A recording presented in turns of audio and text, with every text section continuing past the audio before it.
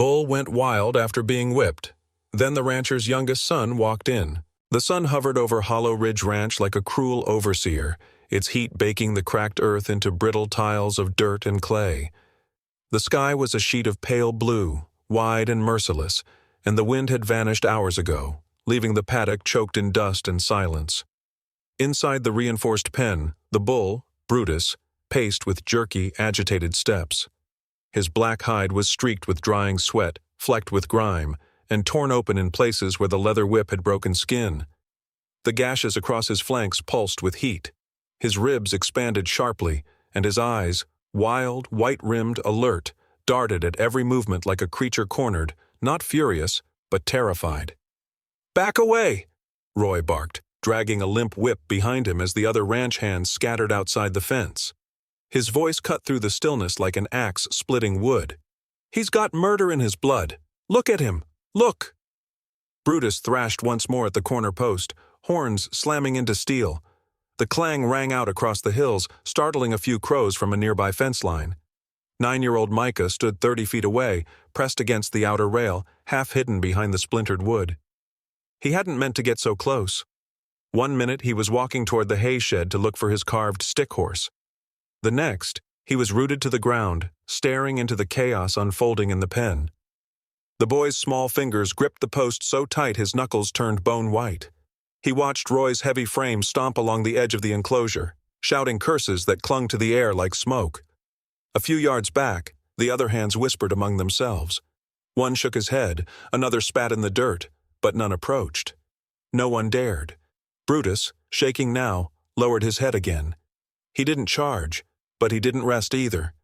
His body trembled, and a low, guttural noise began to rise from deep in his chest, a sound that didn't belong to fury or rage. It was lower, raw, wounded.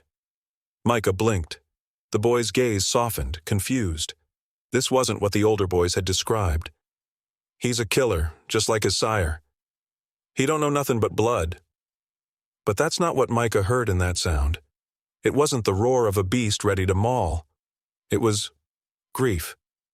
At dinner, the table was heavy with plates and empty of conversation. Forks scraped. Roy's wife passed the potatoes in silence. Micah, still hearing that strange cry in his head, hesitated with his spoon. "Why does he cry like that?" he asked suddenly, not looking up. Forks paused. Roy didn't glance at him, just muttered through a mouthful of food. "Bulls don't cry." Micah didn't argue, but his eyes stayed fixed on the window, on the distant paddock still glowing under the moon. That night, the house settled into quiet. The floorboards creaked as they always did. The wind had returned, brushing gently against the glass panes. But Micah wasn't asleep. Barefoot, pajama-clad, and shivering slightly, he slipped from his small bed and tiptoed down the hall. The screen door squealed softly as he pushed it open, and he flinched, then held still. Nothing stirred inside. He stepped out onto the porch, the old wooden planks cool beneath his feet. Outside, the world was silver. The moonlight painted everything in cold light, fences, grass, even the rusted tools hanging by the barn. The paddock stood still in the distance, no movement but the slow swaying of grass in the wind. Micah crossed the field in silence. He didn't carry food or a lantern, just a worn-out drawing in his back pocket and the secret hope that maybe, just maybe, the bull wasn't what they said. He reached the pen, pressing his small hand to the warm metal rail. Inside, Brutus stood, still as stone. His head was low, almost touching the dirt. The whip marks along his side glistened faintly under the moon. Micah stepped closer. No one had told him what to do. He hadn't planned anything, so he did the only thing he could think of. He sat down, right there in the dirt, outside the pen, cross-legged like in school. No sudden moves, no voice. He just stayed. Minutes passed. Crickets chirped. The bull didn't move. Then slowly Brutus turned. His hooves shifted in the dust. He faced the boy. For a moment Micah's breath caught in his throat. His heart pounded in his ears. But Brutus didn't charge. He didn't stomp or snort or thrash. He stared. Not with hatred, not with fury, but with something quiet, something lost, something scared. Micah whispered, barely audible, "I see you." and the bull lowered his massive head, breathing out a long, low sigh, as if finally someone had heard him. It started with whispers, quiet ones, passed between calloused hands over early morning coffee or behind the barn when the sun was just beginning to cut through the fog. "You see that?" one of the ranch hands muttered, chewing a toothpick. "That bull didn't so much as twitch when the kid walked by." Another laughed it off. Probably just too tired from trying to kill everyone else. Brutus was legend at Hollow Ridge. 3 seasons ago, he gored old Turner, left the man's thigh split like a torn sack of feed. The scars down Brutus's horn were proof of the fight Turner put up, knife marks from trying to stay alive. A few months later, Brutus rammed through the south gate and sent Roy's prized stallion into a frenzy so bad they had to put it down. Since then, no one went near the bull without a whip, a shotgun, or both. Until now. Now there was Micah, the youngest son, the quiet one. While his older brothers broke colts and loaded bales, Micah would slip away like a shadow beneath the fence rails and sit by the outer wall of Brutus's pen. At first, everyone figured the boy was just bored. Then they started noticing things. The bull didn't thrash anymore when Micah was there, didn't pace, didn't grunt, didn't snort steam like he was fixing to explode. He just watched. Micah never brought food. He didn't toss apples over the fence like a circus visitor.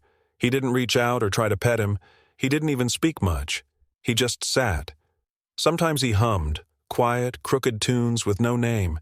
Sometimes he read from a wrinkled comic book folded into thirds, the edges worn white. Sometimes he just looked up and stared into Brutus's eyes like they were saying things no one else could hear. Roy saw it too.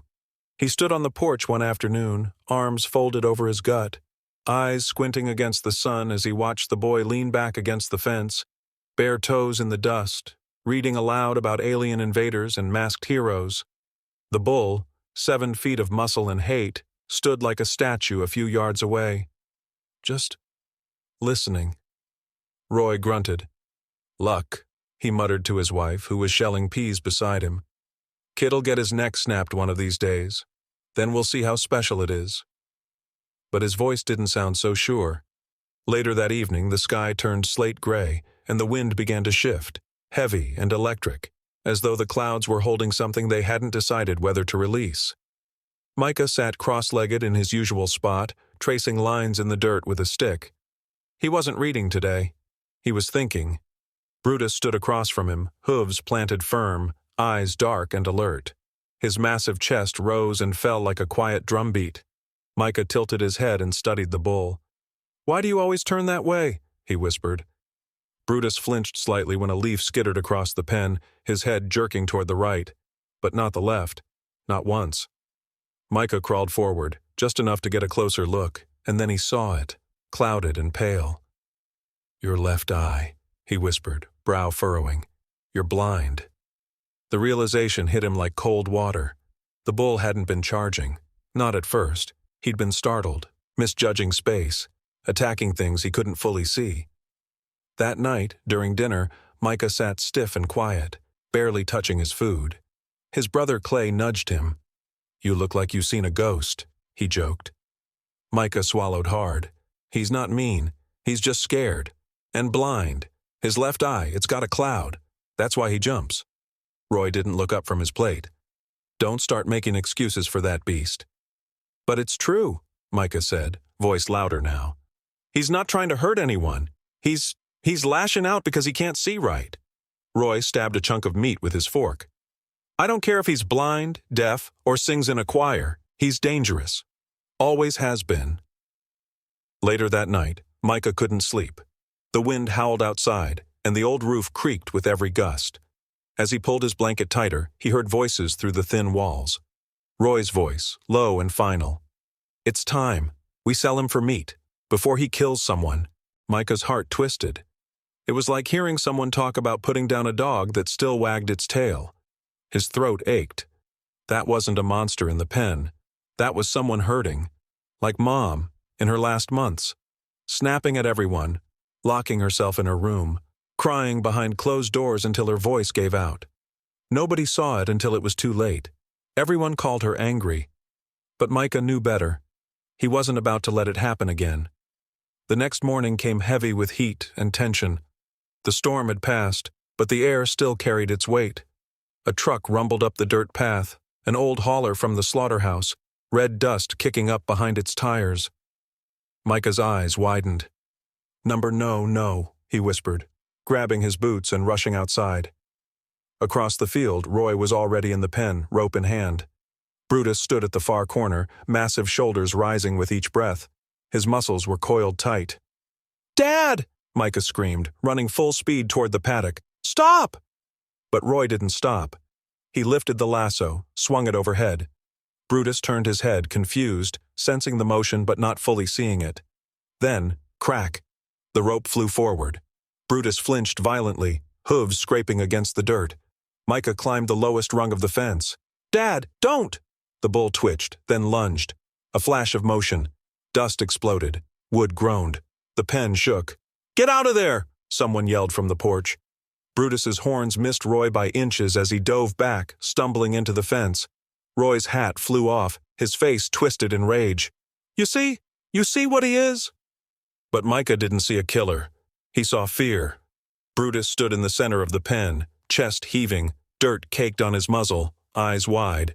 But not with fury, with panic, like a creature that knew it was about to die, and didn't understand why. Micah stepped down from the fence and looked at his father. "He's not trying to hurt us," the boy said softly, voice breaking. "He's just scared. You scared him." Roy stared at him, breathing hard. For a second the silence was so loud it made the air crackle. Then he turned and walked away. The truck door slammed. Brutus stayed where he was, shaking, watching the boy. And Micah? Micah didn't move, not until the storm clouds rolled back in. The morning came angry. Clouds rolled thick across the sky, heavy and gray like smoke that forgot how to rise. The wind had bite now, not a breeze but a warning. You could feel it in your teeth, in your chest, in the way the barn doors creaked just a little too long before settling. Micah stood at the kitchen window, his breath fogging the glass. Across the field, the paddock waited, empty of people, full of tension. And inside, Brutus paced, slow, deliberate steps that rattled the earth. Micah's heart was already racing, because he knew what today was. He'd heard the phone call last night. Roy didn't shout this time. He didn't argue. He just said, "Fine. Tomorrow morning, bring the rig."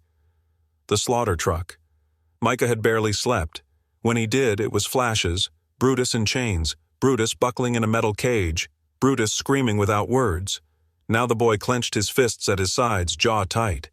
He moved toward the back door, but just then boots slammed hard against the front porch. "Roy." Micah froze. The old man strode across the yard, coiled rope swinging at his side. He wasn't yelling. He wasn't muttering. He was silent. That made it worse. A few ranch hands followed, hesitant. One had a tranquilizer rifle. Another carried a bolt cutter. Even the dogs kept their distance. Brutus sensed them before they arrived. His ears twitched. His tail flicked. He didn't charge this time. He waited. Roy stepped into the pen like he had something to prove. He didn't glance back. Just raised the lasso and started his slow circle. Old rodeo rhythm, muscle memory. 1 loop, 2, 3. Micah burst from the porch. "Dad, stop!" His voice cracked through the yard like a whip of its own. The men froze. Brutus twitched. But Roy didn't flinch. The rope swung overhead, fast now. "He's not trying to hurt you." Roy turned just slightly, eyes shadowed under the brim of his hat. "He doesn't see the rope coming," Micah shouted. "You're swinging it from the left. He's blind on that side." Roy's grip didn't loosen. Brutus backed up, hooves churning dust. He couldn't see the loop, but he could feel the tension, the crowd, the fear. Roy stepped closer. Micah ran. "Stop!" he screamed, and the moment shattered.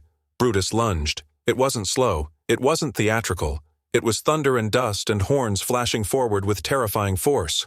Someone screamed. A ranch hand fell backwards.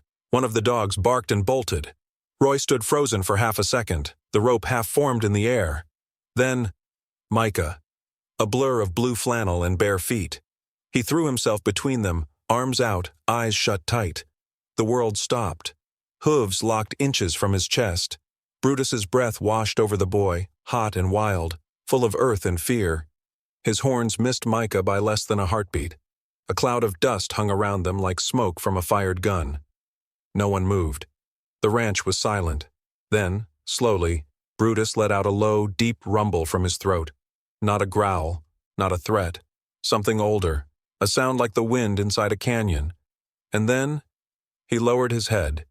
Gently, so gently it hurt to watch. He nudged Micah's hand with his snout, rough hide brushing the boy's fingers like sandpaper on silk. Micah didn't open his eyes, but he didn't run either. His hand found the bull's forehead, and for a second they just breathed. The air cracked open behind them. Roy took a step forward, eyes wide. "How?" he whispered. No anger, no fire, just confusion, raw and cracking. Micah turned slowly, his chest rising and falling like he'd just run through the whole pasture. "He wasn't attacking," he said. His voice was soft, honest. "He was protecting. He thought I was in danger." Roy's mouth opened. Nothing came out. Micah glanced back at the bull. "He can't see right," the boy said. "And every time we raise something in our hands, he thinks it's pain." The silence after that didn't feel empty. It felt broken. That night, the fire in the living room crackled louder than the voices. Roy sat in his old armchair, staring into the flames, his rope on the floor beside him like a dead thing. Across from him, Micah leaned forward, elbows on his knees. "He didn't even flinch," the boy said. "Not when I screamed. Not when I stood there. He stopped. He knew I wasn't going to hurt him." Roy didn't meet his eyes. "He's a liability," he said. But his voice, it didn't carry the same weight it used to. The next morning, the truck never came. Instead, a beat-up vet van pulled into the drive, tires hissing against the gravel. An old man stepped out, silver-haired, long coat dusted with hay bits and dog fur. He carried no clipboard, just a quiet presence. "Been a while since I treated anything on this ranch," he said. Roy didn't answer, but he nodded once. Brutus didn't bolt when they entered the pen. The vet crouched low, flashlight in hand, inspecting the cloudy eye, whispering things no one could hear. He touched the bull's side gently, noted the whip scars, frowned. "Not rage," the vet murmured. "This is trauma. You don't fix it with fences." Hope flickered. Micah grinned for the first time in days. Even Roy lingered near the gate a few seconds longer than necessary. But life doesn't build hope without testing it. 3 nights later, it happened. The wind returned, sharp, cold, the kind that gets under doors and rattles shutters. Micah had gone to bed early. The vet said Brutus needed calm, quiet, routine. Roy, too, seemed different. He walked slower, talked less, held his coffee cup with both hands as if his fingers were always cold now. That night, while the rest of the ranch slept, the barn light flicked on. Then, crash. Something inside fell hard. Then, nothing. Micah's door flew open as Clay ran in, breathless. "It's Dad! Something's wrong." Micah flew down the stairs. The barn smelled like old hay and diesel and something metallic. They found Roy half buried under a broken beam, eyes wide, face pale, one arm pinned at an ugly angle. "Stroke," the medic said later. "He fell before he could call for help." They loaded him into the truck. Micah sat on the porch after they left, eyes fixed on the empty barn. That's when the howling started, low, urgent, from the paddock. Brutus. He'd been agitated all night, kicking at the fence, pacing, snorting like thunder trapped in his lungs. He'd seen Roy collapse, smelled the fear, heard the wood crack and fall, and now he was done waiting. Micah stood as the sound of snapping wood filled the night. The gate splintered. The bull was free. A klaxon of shouts shattered the night. "Gates open!" Boots slammed against dirt. Dogs barked, tethered and straining. Someone dropped a lantern. Another fumbled for a rifle. And over it all, thunder. Not from the sky, but from hooves, massive and fast, pounding the dry earth in furious rhythm. Brutus. A flashlight beam caught him. Half shadow, half smoke, thundering down the ranch path like something ancient and unstoppable. His black hide rippled with muscle, his eyes reflecting panic and purpose. "He's loose!" a ranch hand yelled. Another raised his rifle. "He's headed for the house!" From the porch, Clay shouted, "He's gonna tear through everything!" But Micah was already sprinting barefoot across the yard, pajamas flapping like sails. his voice cracking against the night air. "Don't shoot!" he screamed. "He's not charging you!" No one listened. Fingers slid over triggers. The barrel of a hunting rifle followed the bull's movement as he veered, not toward the herd or the trees, but directly toward the barn. The wind shifted, and then Micah saw it, a flicker, low and fast. Inside the barn, fire. "No," Micah whispered. Then louder, panicked, "The barn's on fire!" The words cracked the tension like lightning. All heads turned, and now they saw it too, a soft, angry glow inside the barn's left window. Smoke beginning to crawl up the outer wall like fingers gripping wood. "He's not running away!" Micah shouted. "He's running to it!" But Brutus was already there. The great bull didn't hesitate, his horns lowered, his shoulders bunched. And then, crack, he slammed into the stable doors. Wood exploded. Sparks flew. The barn groaned as flames burst higher, fed by dry hay and oxygen rushing through broken beams. The heat surged like a living thing, angry and clawing. Inside, the firelight revealed a twisted scene. A beam had collapsed across the center aisle, heavy and jagged.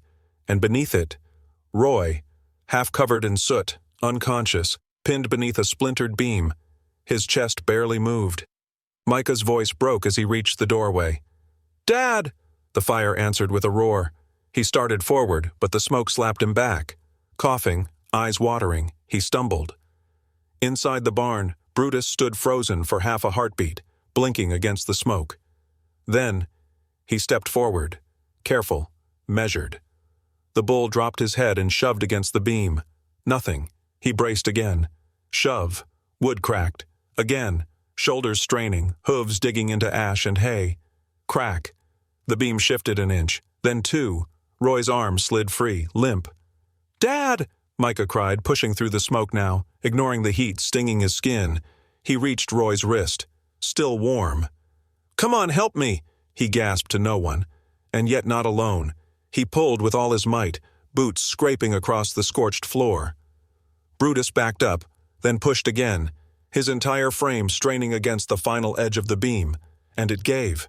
Roy slid free, coughing once, shallow and rough, but breathing. Micah wrapped his arms around his father's chest, dragging him backward, inch by inch, toward the door. Smoke curled around them, blinding, burning, choking out sound. West, as the hayloft collapsed behind them with a deafening crash. Micah flinched, but kept pulling. Outside, the ranch hands had dropped their weapons. They stood like ghosts in the firelight, watching in stunned silence as the boy emerged through the smoke, dragging his father with blistered hands, coughing, eyes wide and wet. Behind him, Brutus, silent, still. The barn roared in the background, fire licking toward the rafters, now hopelessly consumed, but the bull stood firm. He didn't flee, he didn't panic, he stood watch. Micah collapsed beside his father in the dirt, tears carving lines through soot on his cheeks. He looked up. Brutus was watching them both, head low, chest heaving, ears flicking at the sound of flame, but unmoved. Then something strange happened. Roy's eyes fluttered open. His vision swam, light, smoke, shadows. Micah leaned closer, voice shaking. "You're okay, Dad, you're out. He helped." Roy blinked, struggling to focus. His lips parted, but no sound came. Micah followed his gaze. Straight ahead, Brutus. The bull stepped forward slowly, hooves silent on the dirt. He stopped just a few feet away. Smoke curled around his body like mist off a mountain. Roy looked up at the massive frame before him, at the same creature he'd once called a killer, a monster, a curse on the ranch. The bull looked back, calm, unmoving. The old man blinked. Then, with trembling fingers, he lifted a soot-covered hand. Micah held his breath, and Roy reached out, slowly, until his palm pressed against Brutus's scarred forehead. Rough skin met rougher skin. The bull didn't flinch. "I was wrong," Roy whispered, voice raspy. Micah looked at him, tears rising. "I knew it." The silence that followed was different, not empty, not afraid. It was still, alive, like the space between two hearts realizing they were never that far apart. Behind them, the barn collapsed into itself, the final beam falling with a soft moan. Embers floated up into the dawn sky like fireflies with nowhere left to land. And when the sun broke over the hilltop, it found them there. A boy, his father, and a bull, 3 souls tied not by rope, but by something unseen, a thread of mercy, of healing, of something stubborn and strong, something that refused to burn. Later that week, a new sign was hammered into the front gate. It didn't say, "Danger, wild bull." It said, "Brutus, guardian of the hollow." And under it, carved in smaller letters by Micah himself, "Sometimes it takes a beast to teach men what kindness looks like.